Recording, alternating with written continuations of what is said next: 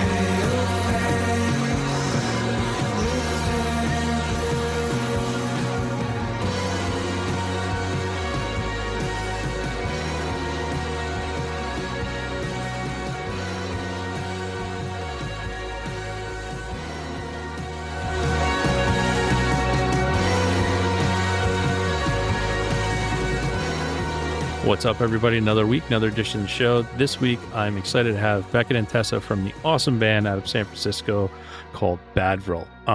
If you listen to the show, then you know I've had them listed as my weekly threes of 3 things I'm listening to and enjoying right at the moment. So as always, it's always a pleasure to have something that I've been enjoying a lot and got to spread on the show, and having the band here. So first and foremost, welcome to the show, Becket and Tessa. Thank you. Yeah, thank you so much for having us. It's our absolute pleasure. And we'll start with the Cliff's Notes version. This is how I like to start. Give a little quick note of how Badvril became a thing and how you two started collaborating and making the fucking amazing music that you are. Yeah, thank you. Badvril started in like 2021, and I started just kind of to be a solo project, but as time kind of went on, I was having trouble finding the right people to come in. And then we had a mutual friend, someone who recorded a couple of the first Badvril tracks, linked up me and Tessa, and we kind of just instantly hit it off and have been doing it ever since. Yeah, we both kind of had like similar goals with music, and like I just really connected with what Becket already had going, so it kind of worked out perfect. Now, Becket, you said you were having trouble trying to find people to work with, and Tessa came along and it worked out great. But when you are trying to look for people and you have this like solo project thing in mind, do you think sometimes that hinders because no one kind of sees your vision that you've already fleshed out, possibly? 100%. Absolutely. It's all expectation. I mean, in 2021, I was 22, 23, and yeah, I was expecting everybody to just be right on my idea right away. I wasn't really looking for a collaboration at the time. Yeah. So It kind of took me a while to like infiltrate, honestly. Like he's pretty protective of the vision, but I feel like I'm in now. That hard work paid off of just Yeah, like sitting there watching him wallow in his own pain and suffering of not being right. able to do things. Yeah. yeah, exactly. It's usually So how it goes, so from that moment when you guys figure this out and you kind of come together and the it's double vision, you're both kind of seeing where it's going to go. Was there anything that changed from your initial inception of this project to when Tessa came along, that like did anything change for you that you're kind of weren't expecting, or was it kind of like, oh wow, someone sees what I'm doing and now we can just go forward? Yeah, that's interesting. Yeah, I don't know. I mean, so much has changed. My entire perspective on music and pursuing music and working with other people, I mean, that's all changed so much.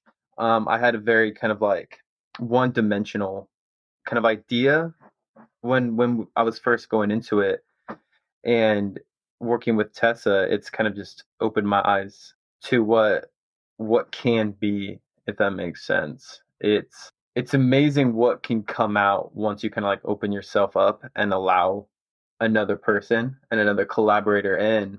Because I mean, it's really like a 50-50 thing now, and it would not at all be what it is if it weren't for Tessa. It's very much like honestly, if I had not found Tessa, I don't know if there would be Badvril still. It's just like It's easier to like fight all the bullshit when you're not alone, I think. Yeah. Well, it's got to be. I mean, that's very nice of you to say. It's got to feel pretty good, Tessa, that you broke that fucking shell apart. Like you shattered it. It sounds like what Beckett's saying is that you shattered that shell that he had around him. Yeah, wow. I mean, not that you had to, but it's just yeah. I mean, it's who I was for a long time, and it took me a long time, and just throughout all of this, I've learned to let go and open up and kind of just let life happen on life's terms, and it's I've learned a lot more than just like the music part. That's awesome. That's so cool to hear. Now, in this horrible world that we live in, where we live in a world of algorithms and playlists and where you fall in and things of that nature, when it comes time to kind of describe the band and fall into a playlist or genre label, what would you kind of, I mean, where would you guys throw yourself as, the genre labeling playlist type of band? What would you say you are? Alternative rock? Yeah, I feel like that's like That's the that's the that's the that's the infinite Like, cop out answer too, like alt rock, Yeah, indie rock. Yeah. I 100% take that. I'll just say rock. we usually just say like rock. I don't. I don't know, because I'm like, okay, people call us shoegaze, but I don't really identify with that. If you want to call it, that's totally fine. I don't have There's like aspects of it for sure, but it's. I see where everything can take inspiration and stuff. Like there's the grunge aspect, the shoegaze aspect, obviously, but I don't know. It's like what I listen to is like country and Pop music, rap music. So it's hard for me to kind of like put it into a box, whereas someone else might obviously be like, oh well, this is a grunge band or shoegaze band. Well, yeah, and I can kind of see how that falls into, I at one point I got into a large argument once when I said that, Smashing Pumpkins, especially early on, like, Siamese Dream, their most famous album, I was like, they're kind of a shoegaze. They're like, no, they're grunge alternative. I'm like, well, yes. But when you hear the guitars and some of the tones, I'm like, yeah, it lends itself to shoegazing My Bloody Valentine, guys. And then, once you start like pointing it out and you're like, Oh, well, yeah, no, I get what you're saying, but you hear what you hear, Yeah, Yeah, totally. and I mean, ideally, every band kind of goes through the evolutions where they try out different things in the music and try out different aspects of different genres. Yeah, I think that's hard too, like especially like when bands start out. I go back to this moment early on when we were doing the show. I had a band that I loved, that supported, helped them get their second album out, and from their first album to their second album, I mean, you want to talk about like one of the most drastic changes. And I just questioned, and I was like, you got all these fans from the first record, and the second album is 1000% out of left field, completely different. Do you think and then the best answer I've ever gotten, and I will always hold it to this day, goes, the answer was, well, I don't think we really even know what type of band we are yet. Like, that's the thing. We're just making music that sounds good to us right at this moment. So if it's 1000% different than the first album, that's fine, because we still don't know what we are as a band. Right. And I was like, wow, that's a great answer. Like, not a lot of people, start a band and like, yeah, we're just going to make the same album, same sounding album over and over and over and over again. It's like, we're figuring this out as we go along. Like, we just want you to stay along for the ride a little bit. Right. Right. And that's how I've always wanted to be. It's at the end of the day, I want to make music that I like and want to listen to, and my taste is always changing, you know. So it's kind of something I've been thinking about a lot lately, is once you have a song you really like, and it's like, okay, how do you move on from that song? And Yeah. not just keep trying to like chase that song and keep Do making the that same song. thing again. Yeah. Right. Yeah. And then it's like, how do we constantly evolve? And I think for me, that's always just kind of been, well, just whatever comes out, you know? Yeah, that's kind of what we go for. We never really try to do anything like specific. I feel like you've said before, like you always try to write like pop songs, and then whatever comes out, that's how it just translates, even if it is not a pop song. Right. It's always going to be through like the filter of Yeah. just however you see that. I like that. Now, I want to, like, we're going to get a little personal here. We're going to start like personal history. We're going to go all the way back to your childhood. All right. And I'm going to start with you, Tessa. And I always look at this in two pivotal moments in your life when you're a kid. Like, the first time is when you hear music that kind of, like, as a child, if you grow up in a musical household, or parents are playing music, brothers, sisters, but you hear something for the first time that just kind of piques your interest in music. And then there's that second moment when you kind of find your own music. So do you, like, as a kid, do you remember like the artist or band or something as a small child that like you heard playing that you just wanted to hear again? Yes, it was either Free Fallin' by Tom Petty or um Hall and Oates, Daryl Hall and Oates. I would listen to those on like those CDs on my Walkman. Like I loved driving in the car. Like I used to sit in the back and I would just like listen to those albums on repeat. I love that. Hall and Oates is my, like, it is such a pleasure to, like, when I don't know what I'm want to listen to, or if like something is like weird going on, and you have that moment of Yeah. the day, you're like, fuck, like I don't know what's going on, and I just put on Hall Notes and I'm like better. Yeah, it's such like feel good. Like it's so good. Yeah. And I just really connected with that as a kid. Now, what was it when you started to find your own way? Like, was there a band or artist that kind of became like your gateway to finding your own sound and what you were going to start listening to in your formative years of, those rough years of teenagedom, when you're like going through puberty and you're having all these crazy feelings going on and you just want like something different, and the teenage angst comes in? Was there a gateway for you, a gateway band or artist that you were listening to? Yeah, it was the 1975. I was so obsessed with that band.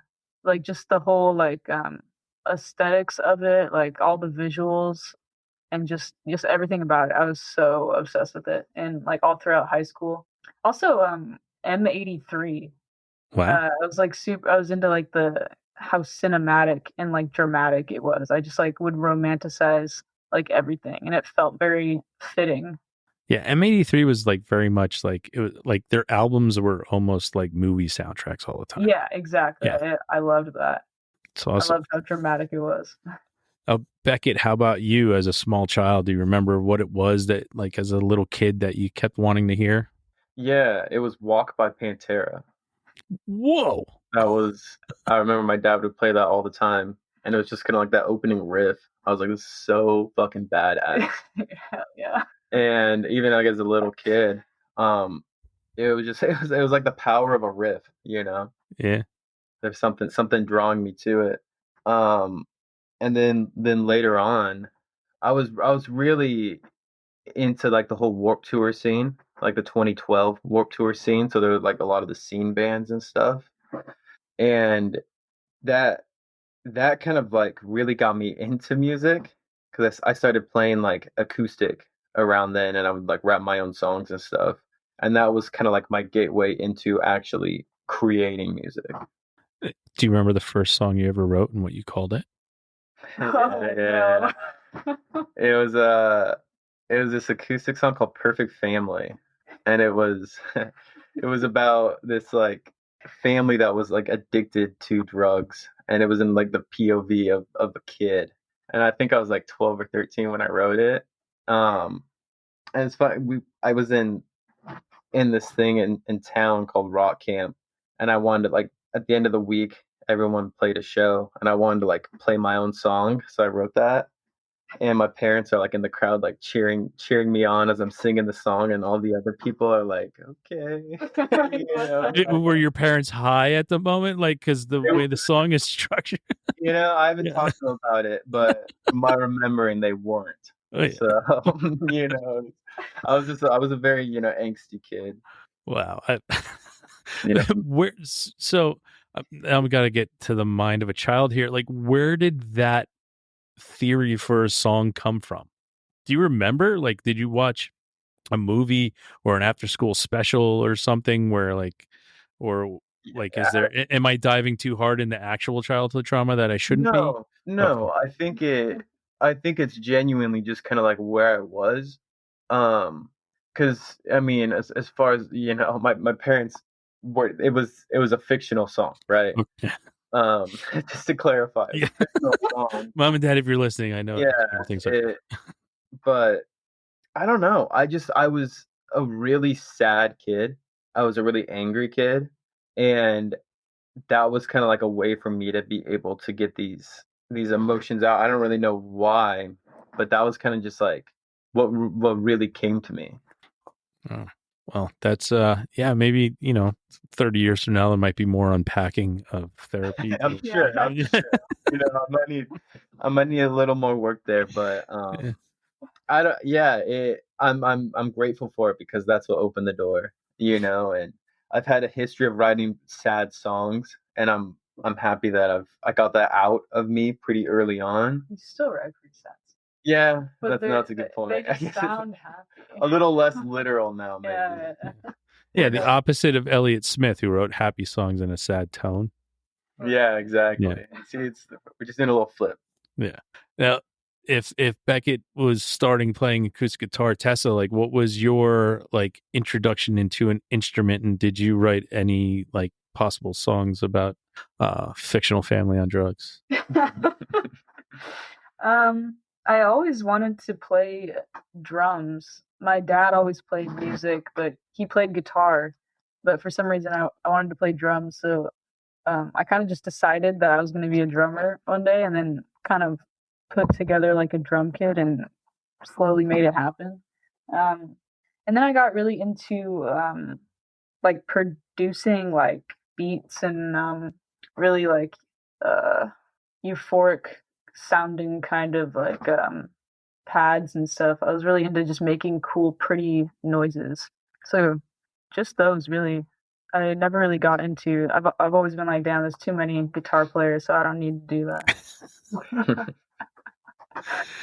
So you put together your drum set, right? And did you search out other people that were playing music at that time that you wanted to play with? Like, did you find someone? Yeah. Me and the friends I was with, we were just one day like, oh, let's start a band, and none of us. What did you name that band? It was called Childhood Keepsake. That's not horrible. It's not terrible. No, Yeah, it's not terrible. It's not terrible. It was me and my sister and our other friend, and none of us really knew how to play instruments, and so we all just learned and also made songs at the same time, which were pretty sad songs. My sister wrote them, so. How about your first actual performance in front of people and strangers? Do you remember that? Yeah, it was at someone's house. And it was like pretty packed in the room, actually. Just a bunch of kids having a party, and it was pretty good. It was a good experience. How about you, Becket? Did you after you wrote that amazing song as a kid, did you rush out to like play music with other people as well? And if you did, what was the name of that very first band you created? Oh, yeah. I had a hard time finding people for a long time, so I just recorded acoustic music. It was all I had. All I had was an acoustic guitar and just like I found a little mic and made acoustic stuff. And I'm from a really small town, so it was hard to find people. But once I finally kind of like found my crew and stuff, we made this band called Groins. Yeah, it's more along the lines of a first name of your first band name. Yeah, it's because it's not great. Yeah, no, yeah, it definitely is. I honestly love that name. That's a sick name. It's very punk rock. Yeah. Yeah, and we just we played like all the house shows. We didn't really have venues where I'm from, so we kind of had to like make it our own, and figure shit out on our own. So it was a lot of house shows and stuff, and we didn't even write music. We just kind of jammed and stuff. And I played bass for some reason in that band, and I didn't really know how to play bass, so it's pretty all over the place. But it got me here. So hey, it all worked out in the end. Now, when this is a two-parter, your first concert that you ever went to, and then the first concert you ever got to choose to go to. Sometimes they're the same thing, but a lot of times for a lot of people, they're different. Tessa, the first concert you ever went to and the first one you ever picked to go to. First concert I ever went to was my first big concert, I guess, was Goo Goo Dolls. Nice. And Switchfoot. It was honestly, it changed my life. It was so good. Switchfoot. Yeah, they opened for them. It was crazy.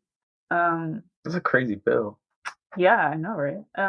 Well, it kind of works out in that time, like Google Dolls where they are now. That sound is definitely Switchfooty. That's a pretty like Google Dolls just played with Dashboard Confessional, which I thought was really like not in sync, but yeah. But Switchfoot makes total sense to play with. Yeah, it felt right at the time. But that was really sick. The first one I ever chose to go to. Oh my god, I have no idea. I might have to think about that one. Do you have your answer? I have no idea. Yeah. Mine's the same, and it was Avenged Sevenfold, and that was pretty sick. It was Uproar Festival, and Avenged Sevenfold was headlining.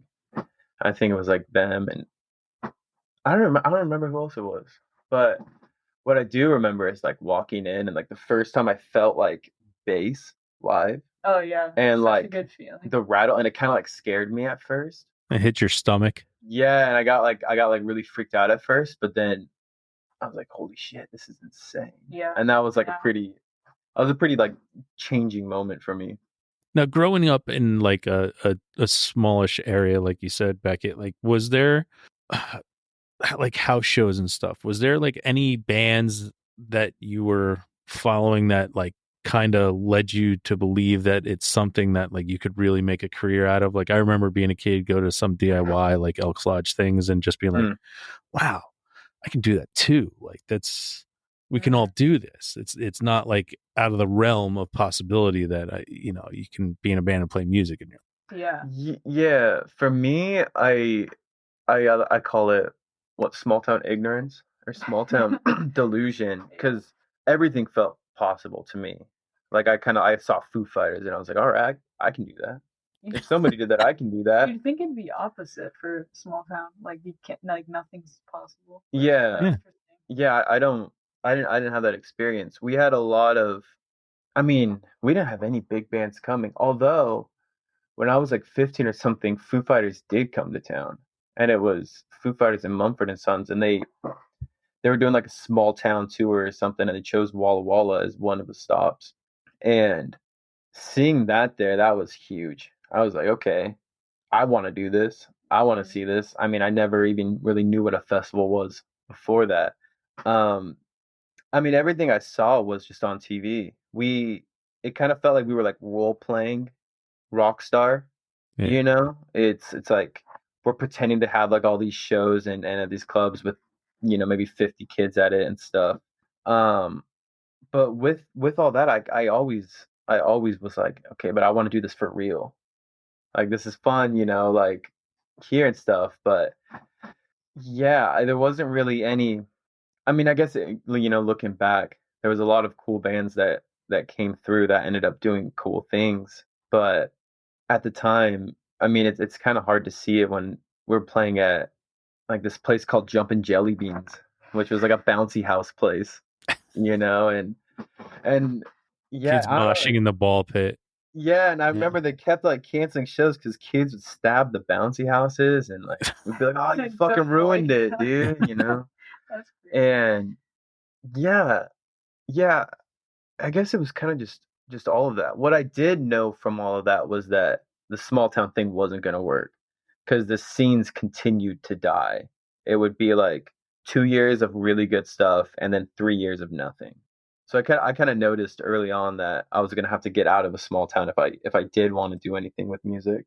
Yeah, because everyone just kind of, that's that 2 years of good stuff, and that's the people who are like seniors and getting ready to go to college of fucking just like, Exactly. yeah, and then they're gone, and then you got to wait for the next generation to do it. Yeah, that did just remind me that when I was little, I remember there was this one band that all the older kids talked about. I was like, dude, they look so cool. Like, yeah, okay, I'm remembering now. As a little kid, I would see these kind of bands and be like, holy shit, they're doing like these cool shows at like the symphony place or something, and I was pretty blown away by all of that. But I was never allowed to go to those until later on. Now, with that small town delusion that you called it, I mean, did you think when you were coming up and starting to play music and doing these things that you would just like have your music out there in the world for people like me to find, and like putting out music videos and doing all these things? Like, was this really like a thought in your mind that this is something that could happen and that you were going to do? Yeah, I mean, yeah, you know, it, I think it looked different in my head. I didn't know what to think. I knew I was gonna do music. That was like a certain. I knew I was gonna leave town and I was gonna pursue music and be a rock star. That was like always just growing up. That was it. Um, Once I moved out, I mean, reality hit, and it turns out it's not that easy at Yeah. times, and I was like, okay, well, I know no one in the world, and I'm trying to like start all these bands and find my footing, find my sound and stuff. And now, kind of like looking back, it is a trip to kind of be like, oh man, like you fuck with our music, or like you listen to our songs. Like that's really cool. Because back in Walla Walla, no one listened to our songs, except like my dad.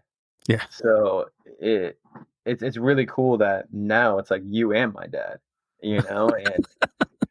and whoever else, and it's just been a trip to kind of like start to see people get connected to the music, and I definitely have to like step back and make sure I see that because it happens fast, and life happens fast, and I want to be a part of this and see people connect and be able to connect with people through it. And that's what music is, right? Like it's music is always there when you need it. It's never going to judge you, and you're always going to find something really cool about it, and it touches you in a way like, and I know not it doesn't happen to everybody, but there's certain points in songs like where the hair just stands up, and like, and Right. it's just like, all right, well, this is something that I just gotta dive into. Like, if that made me happen at one point, it's like now I'm all in, and now I'm just going after this, that feeling over and over again, right? And that's what music Yeah, has. it's a high, Yeah. for sure. And like shit, I remember listening to Iris by the Goo Goo Dolls as a fucking little angsty 13-year-old and being like, this is like a crazy feeling. And being able to create those feelings, it's honestly an amazing thing. It's really cool to like create feeling. Now, talking about feelings, when so I always like to try to get some warts and scars out there to have our full therapy session. So was there a live performance that you've ever had in your life that you hold as the standard of, if something goes wrong in a performance, well, at least it wasn't that bad? Oh, Do you have a moment like that, Tessa, that you remember that like anytime something may go wrong during a performance, you're like, well, at least it wasn't that bad? oh man. I guess performing shows to no one. Just the other bands. That's always pretty that's pretty rough. Performance wise though, I'm not really sure. I feel like everything has been pretty manageable so far. Maybe I should knock on wood or something. Yeah, definitely knock on wood. Can you think of it for bad? Yeah, I mean, like thinking about it, I feel like everything's something to learn, so nothing really stands out. I'm not afraid to look at any, like, I guess there's the moments where I'm like, Yeah, like this is embarrassing, but Yeah. when I think of that, I think of like little me, singing my little Yeah. acoustic songs. I mean, you break a string like at least once every show, so And always like that's gonna happen. I think it's nice. I mean, playing to no one's inevitable, and we kind of all have to pay our dues and stuff, and it happens. we got to do that to kind of move forward. And yeah, I don't know. I don't feel like there's anything where I'm like, oh man, All right, how about your favorite performance to date? Favorites for sure, the prison. Yeah, I think that's my favorite. It was honestly, but all three of those shows. It was on a Friday night. We played in Portland. We did like a yo-yo contest pre-party, and that was just like a really good time in Portland. And then we had to be in my hometown at like 10 a.m. the next day to go play the prison because the Washington State prison's there.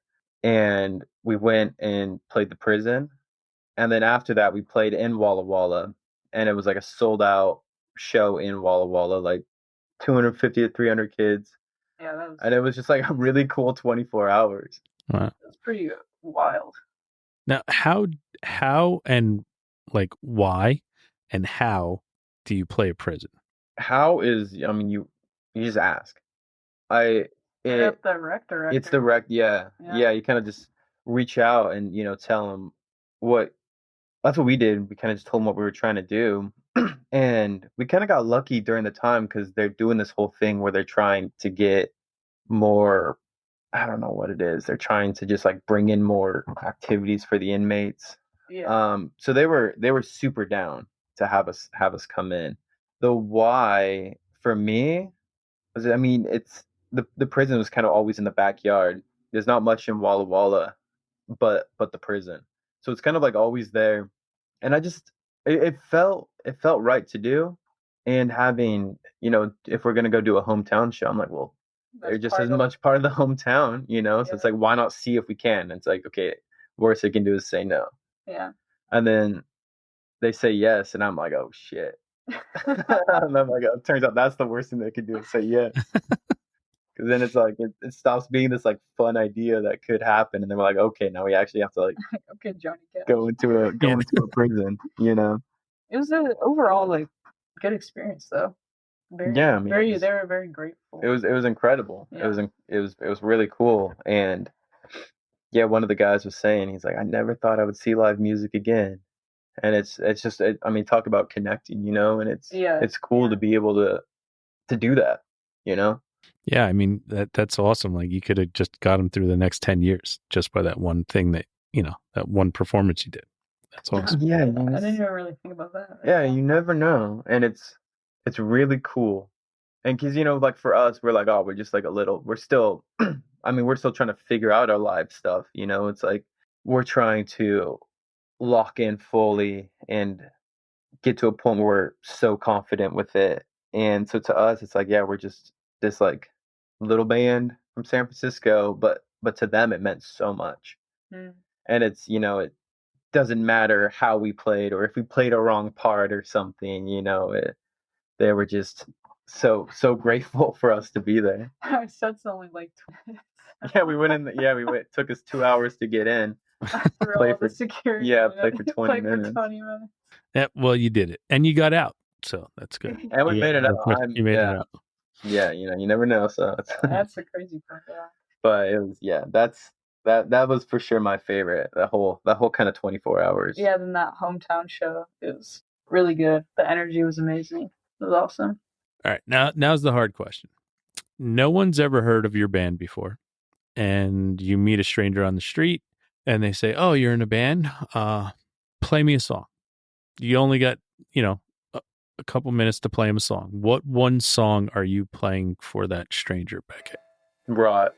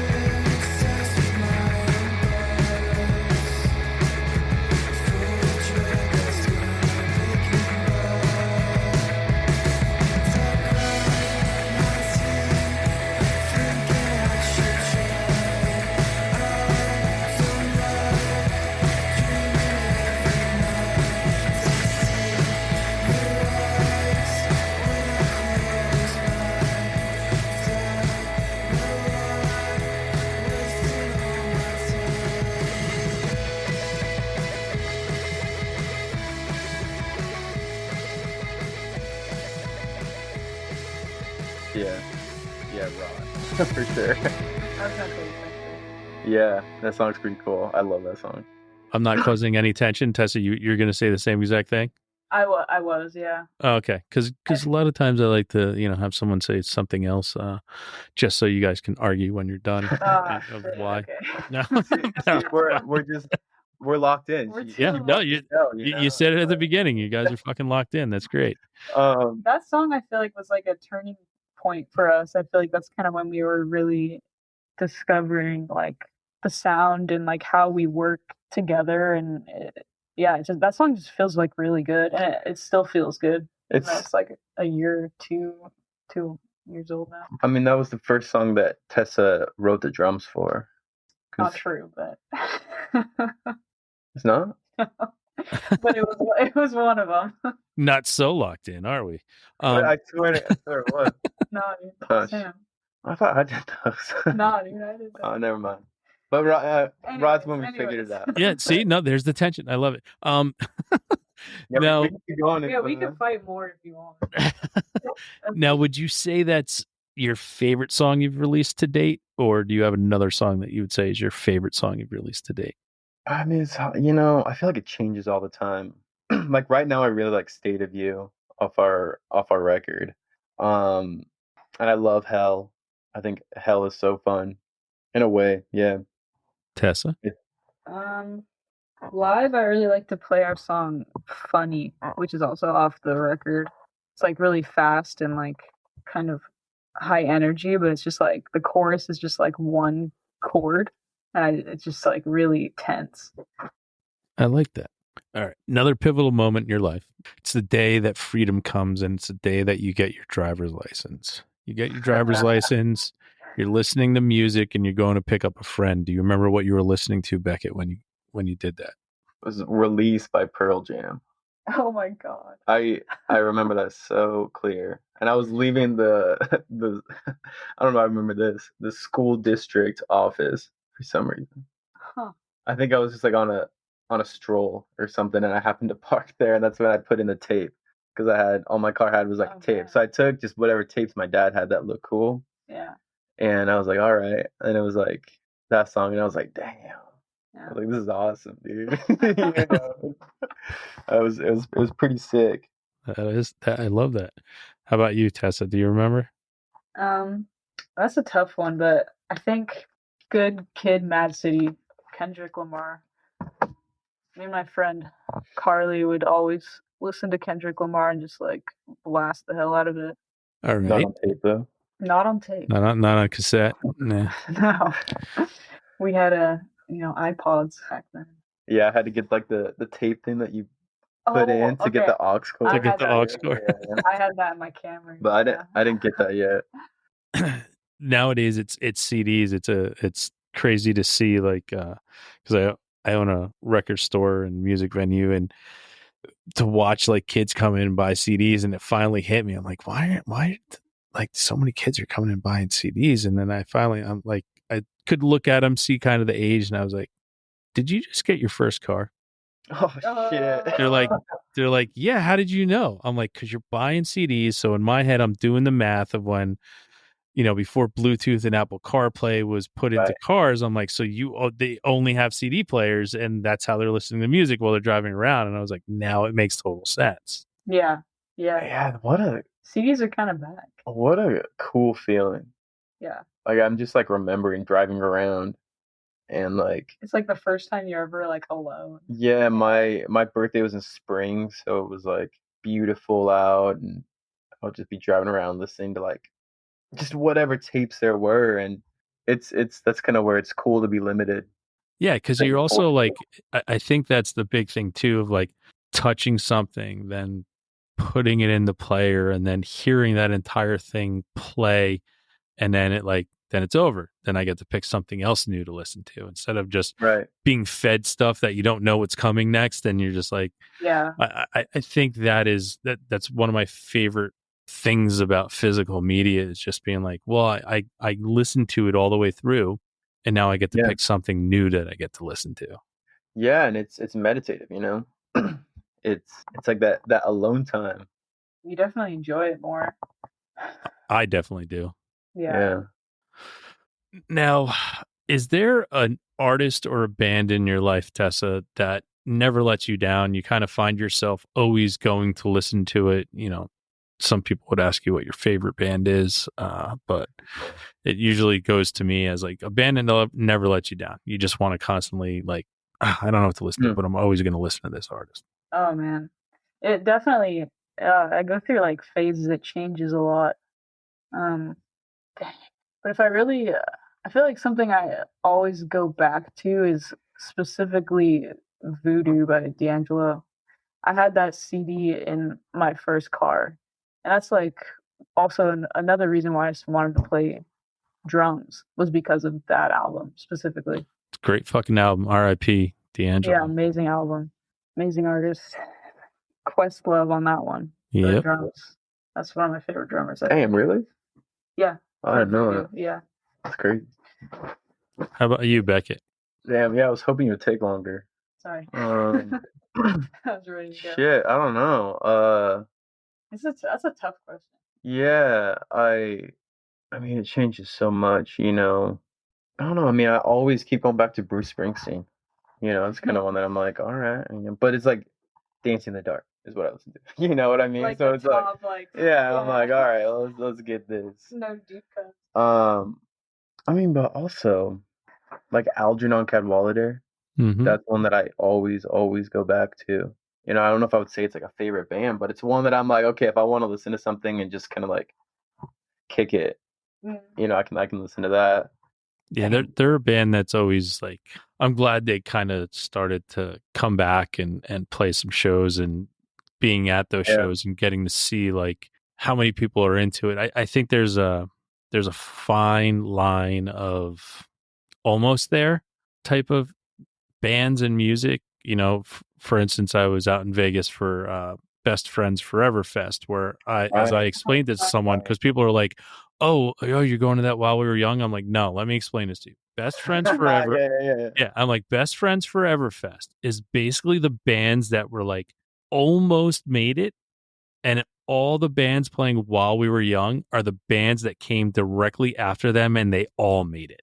Right. Oh, that's so real. I'm like, that's exactly what it is. And people are like, well, what do you mean? I'm like all the bands on Best Friends Forever were just on the precipice of being like household names, and they just never got there. And then a week later is the While We Were Young Fest, and I'm like, and you go down that list and everybody knows every band on that fucking, and I'm like, that's the difference. And I go, I fuck more with the almost made it as opposed to the ones that actually did. And I love seeing like the people being so excited to see these bands that, you know, unfortunately a lot of them broke up 20 years ago and they're playing again, and like seeing all these people being, and like one of my favorite bands of all time is a band called Elliott out of Louisville, Kentucky. And like they broke up 20 years ago, and to see the little kids that were there screaming the lyrics at the top of their lungs is like, that's fucking awesome to me. Not just people my age enjoying the fuck out of it, but like younger kids because their parents played it for them or they found it on YouTube and like screaming the lyrics at the top of their lungs. Right. That's the coolest shit in the world. That word of mouth music, you know? Yeah, that's so sick. Yeah, Mineral was another one for me.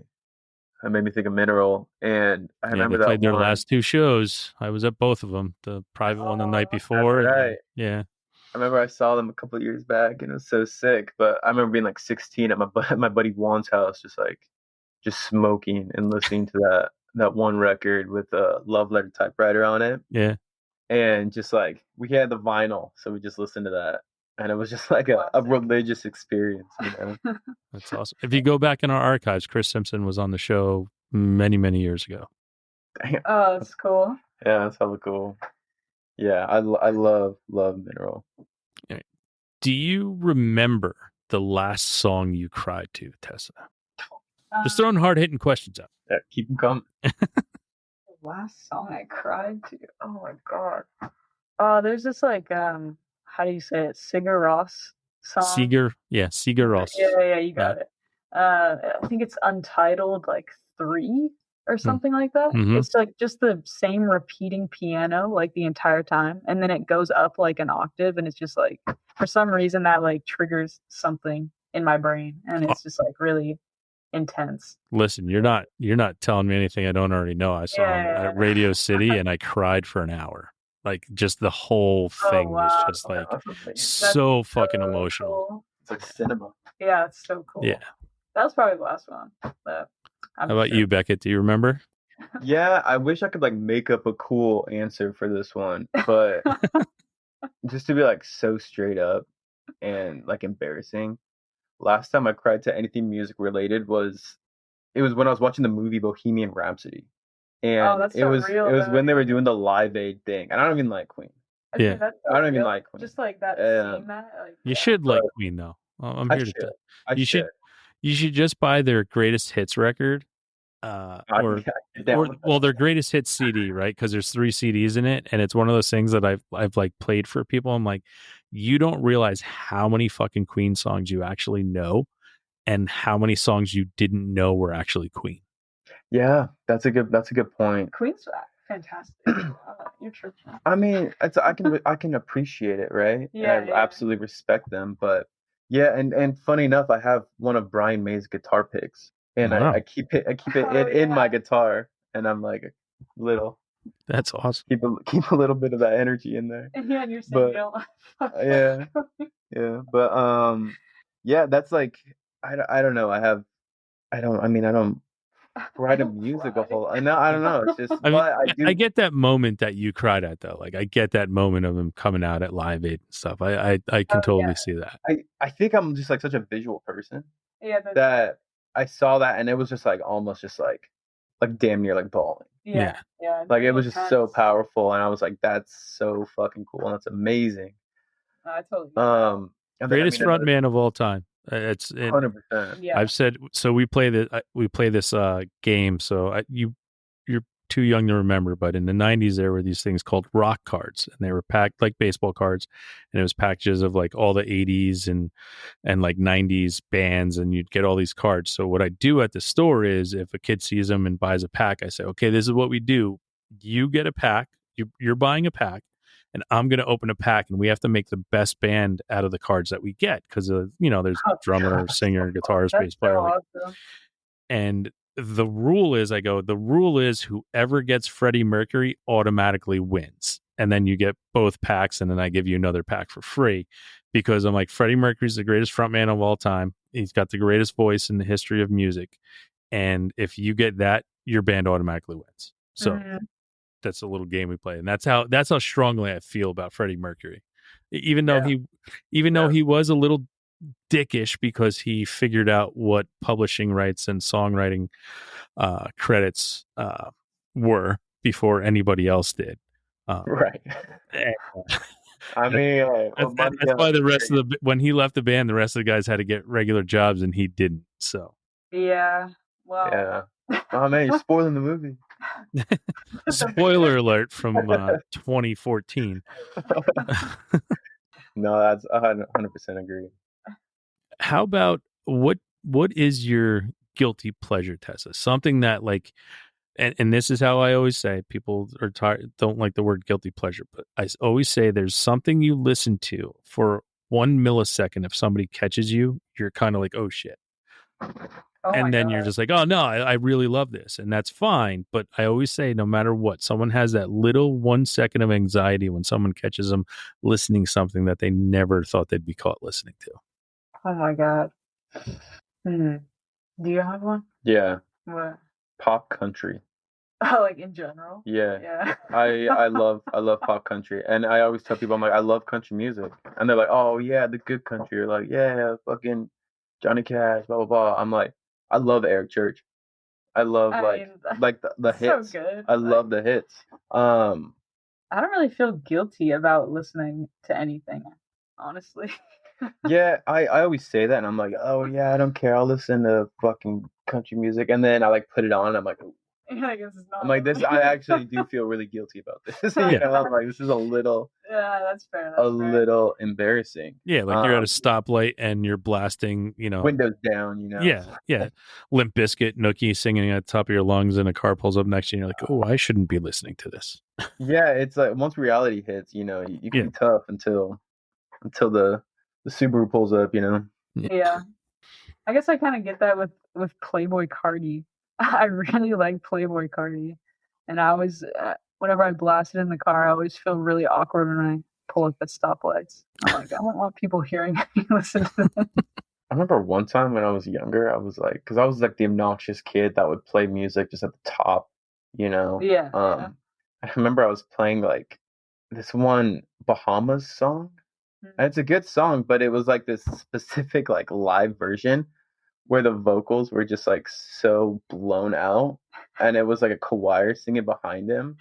And I remember I was like blasting it, and that was like the first moment I remember being like, "Oh shit, this is hella embarrassing." Like this is too much, and that did it. I rolled the windows up after that. All right, 5 minutes left to live. Meteors hurling into the earth. You have to listen to one song and one song only. What are you listening to, Becket? Stop. I would think for 5 minutes about what song to put. You just gotta already have it up in your phone. I have my song in a folder on my phone. Oh, for real? That's smart. A good idea. Probably "Life Is a Highway," but the Tom Cochrane one. Yeah, I was gonna say the Tom Cochrane version. Yeah, the Tom Cochrane one for sure. I love that song. I can listen to that song. I already hate the fact that you just put that song in my head. So yeah, fuck you. Like now in my head is just there's going. something about an undeniably great song. you know. And I feel like Life is a Highway It's the is guitar part. pretty good. That guitar part is so good. And I just like, and when the harmonica comes in, like Rascal Flatts, they ruined it Yeah, with that guitar solo. I think that's why everyone hates I didn't know everyone hated that song because I just love it that much. But I absolutely think that Rascal Flatts destroyed that song. Hot Big take. words from a pop country lover. Yeah, that's true. True. That's crazy. I'm a catch heat in Nashville now. Yeah. Tessa, I what's don't the know. first thing that came into your mind? What's the first song that came into your mind? Because that's it. Oh my god. Oh, Not- probably that one M83 song, the outro one. At least it's an outro because you're going out. Yeah, you Yeah, just fucking make it like could. extremely like I'd like romanticize the end of days. Hey, you're going out like that. I'm fucking jamming You're to like, Life is a Highway over Yeah. there. It's like, it's totally. I'm like looking at the sunset. Yeah, I feel like that sums us up pretty well, actually. All right. Last morbid question. So your house is burning down to the ground. All living things are out safely. All living creatures, goldfish, mice, Yeah, fucking gerbils, everything's out safely. And you have a minute to run back inside and grab one musical item that means the most to you. What are you running in and grabbing, Becket? Man, oh well, damn. That's gonna think I should take all this out of my house now. You're like looking at all your guitars. I mean, I feel like there's like the realistic answers. I would probably grab something absolutely ridiculous that I just randomly grabbed, you know. But I like to think that I would grab. I mean, my computer that has all our demos on it. Yeah. I mean, say the same thing. you know, it's like guitars I can replace and stuff, and I mean, the music everything's replaceable, right? Yeah. But I mean, we write a lot.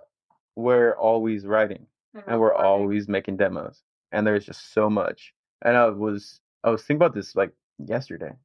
I was like, yeah, if that like we lost that would be devastating. Because I mean, shit, we'll just start a GoFundMe and fucking get the guitars back, you know. Right. But it's like that stuff, like that's gone. You don't put any of it on the cloud? Yeah, I probably should, right? Yeah, But- I mean, like all of my recordings and from the show and band recordings and bands I've signed, all the recordings, I have uploaded it all to the cloud just in case anything happens. Your we put it computer on, like, crashes, hard something drive. goes wrong. Yeah, we live a little dangerously. Yeah, I'll say, yeah. Do you have an iPhone without a case too? Jesus. Yeah. Yeah, that's funny. I was literally gonna say my laptop because of all the music shit on I mean, shit, we're in the digital age now. You know? Yeah.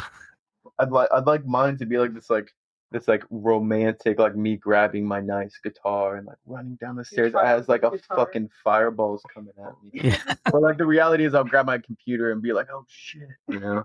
Grab the hard drive. I would forget the hard drive. I'd grab this computer. You grab the computer, the hard drive goes out, and you lost everything anyway. To be totally honest, and the guitars.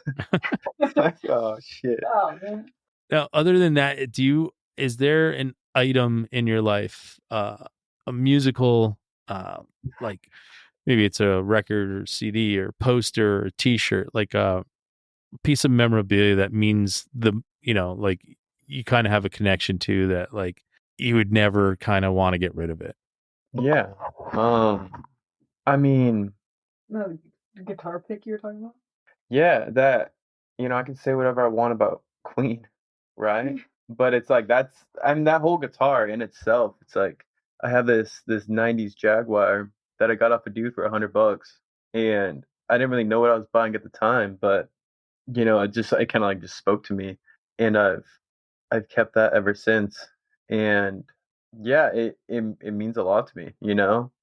I mean, honestly, a lot of my guitars do. I just like I can't get myself to get rid of them. You mean? And you're not grabbing them in a fire. And I'm not grabbing it in a fire, and I'm looking at it on the wall with like no pickups in it, and I'm like, I can't get rid of it. It's all like, fucked up right now. You know, and it's just, but I mean, I am pretty sentimental. I see kind of like all this stuff. I'm like, oh, these are all like little landmarks of our journey. Like I got that guitar when I was living in my car, and I wrote all of like my early stuff when I just moved out of town on it. So it's like it's pretty cool. It's easy for me to forget about it and just be like, oh, it's just like sitting there with no pickups on it, you know. But I'm like, no, this is something. Yeah. How about you, Tessa? Like gear wise, you're talking about, or I guess No, like music memorabilia, whether it's a CD, a record, a concert T-shirt, a poster, something like that. Just it could be something that you own that you're just never like you could never see yourself ever getting rid of. Probably my Voodoo CD. I guess I already mentioned that, but No? I lost the first one I had when my whole car got stolen, kind of when I first moved to San Francisco.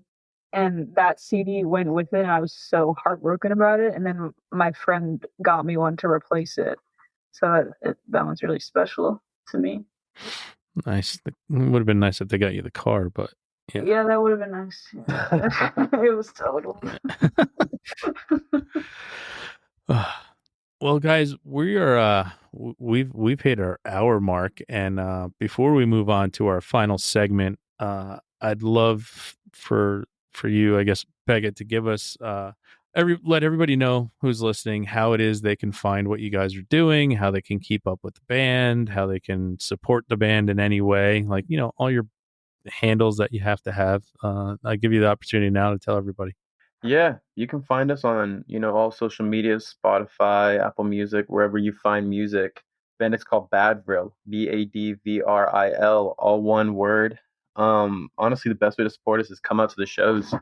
That's where the magic happens. So, if you're not able to, obviously getting the record, we just put out our debut record at the beginning of this year called In Heaven, and that's on our website, badvril.com. It's on Bandcamp, badvril.bandcamp.com.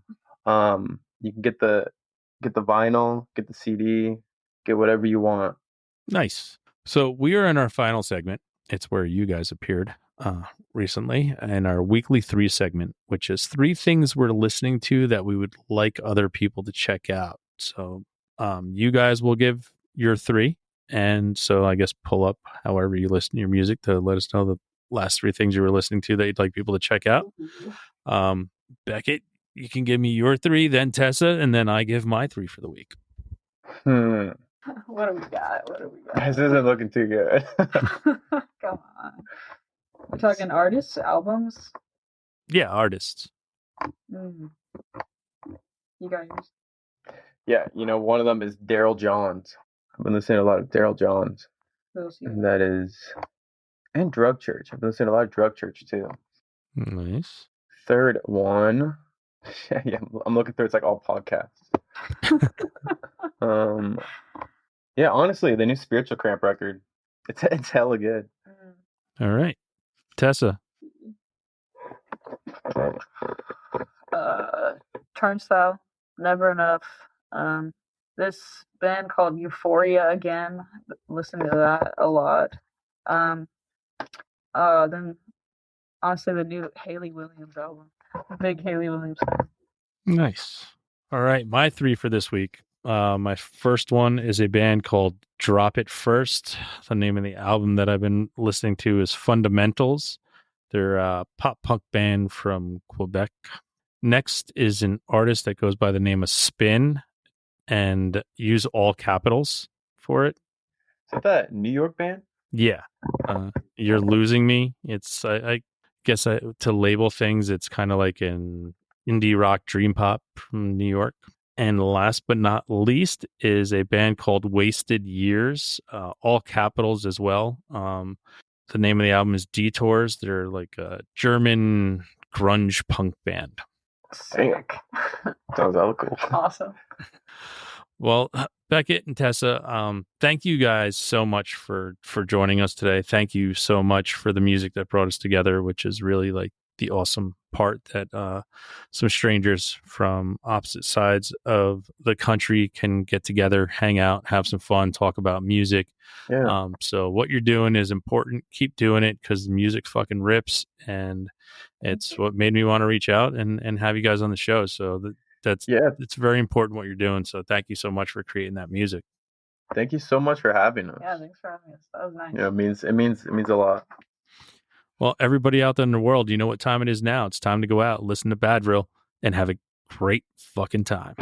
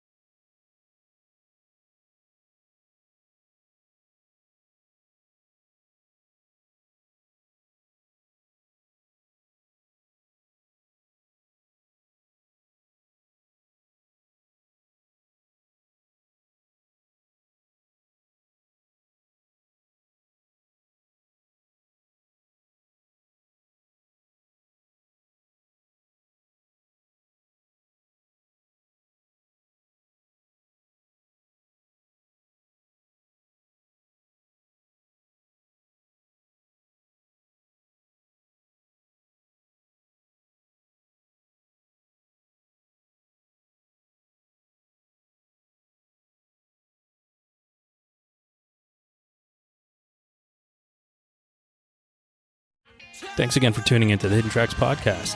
We hope you enjoyed this week's show. Don't forget to follow us on Instagram at HiddenTracks99. Also, send all your submissions myhiddentracks99@gmail.com. Tune in next week. You may find your new favorite band, and don't forget to go out and have a great fucking time.